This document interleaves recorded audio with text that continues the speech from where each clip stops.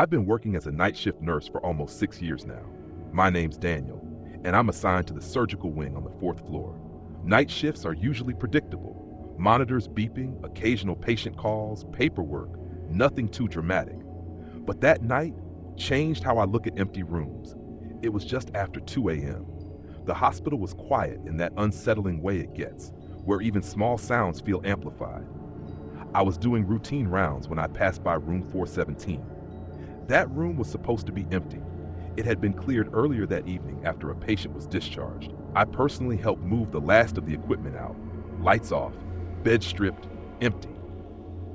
But as I walked past, I heard something. A soft, rhythmic beeping, like a heart monitor. I stopped. For a second, I thought maybe I was mistaken. Maybe the sound was coming from another room. But no, it was coming from inside 417. I stepped closer and looked through the small glass window on the door. The lights were off, but I could see it clearly. The monitor next to the bed was on, and it was active. A steady green line moving across the screen. Beep, beep. My stomach dropped. I knew that monitor had been unplugged. I opened the door slowly. The room was dark except for the faint glow of the machine. The bed was still empty, sheets folded at the corner just like we left them. But the monitor kept going, reading something, tracking something. I stepped inside. "Hello?" I called out quietly. No response. I walked over to the machine. The numbers were fluctuating slightly, just like they would with a real patient. Heart rate, 62, 64, 63. I reached behind it. The power cable wasn't plugged in. I froze. The beeping suddenly got faster. Beep, beep, and then flatline. A long, continuous tone filled the room. I stepped back instinctively, and that's when I heard it, a faint whisper right behind me. "Don't leave me." I turned around instantly. Nothing. The room was still empty. I didn't stay another second. I walked out, shut the door, and called security. When we came back with maintenance, the monitor was off, completely dead. They checked it. No battery, no power source, nothing. I never went into room 417 alone again. And a week later, they reassigned me to a different floor. No explanation.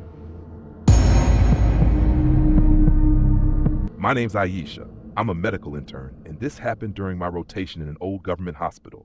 If you've ever worked in one, you know they have sections that don't make it onto official maps, places that are technically closed. But not really. It was around 3:30 a.m. when a senior doctor asked me to retrieve some old patient files from the records room in the basement. I didn't question it. That's just how it works when you're new. The staircase leading down was dimly lit. The deeper I went, the colder it got. By the time I reached the bottom, it felt completely disconnected from the rest of the hospital. No voices, no movement, just silence. The records room door was slightly open. I pushed it. Inside were rows of metal shelves packed with files, most of them covered in dust. I started looking for the files I was told to find. That's when I heard it. A metallic clink, like something hitting a bed frame. I froze. That sound didn't come from the records room. It came from further down the hallway. I stepped out slowly. There was another corridor I hadn't noticed before. At the end of it, a door, slightly open, and faint light coming from inside. I don't know why, but I walked toward it. Every step felt heavier, like I shouldn't be there.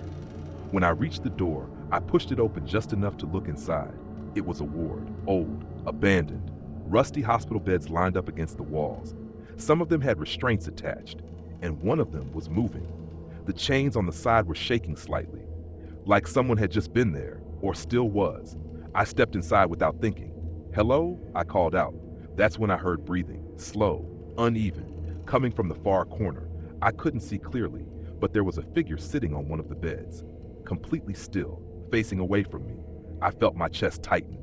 "This area is restricted," I said, trying to sound firm. The figure didn't respond.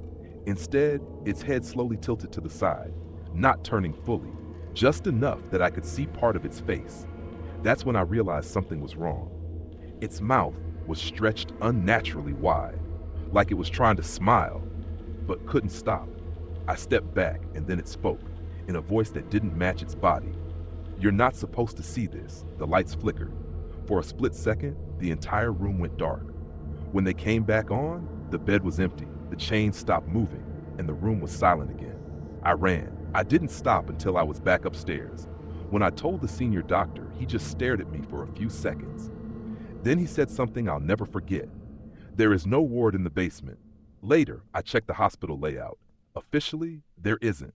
But I know what I saw, and I never went down there alone again.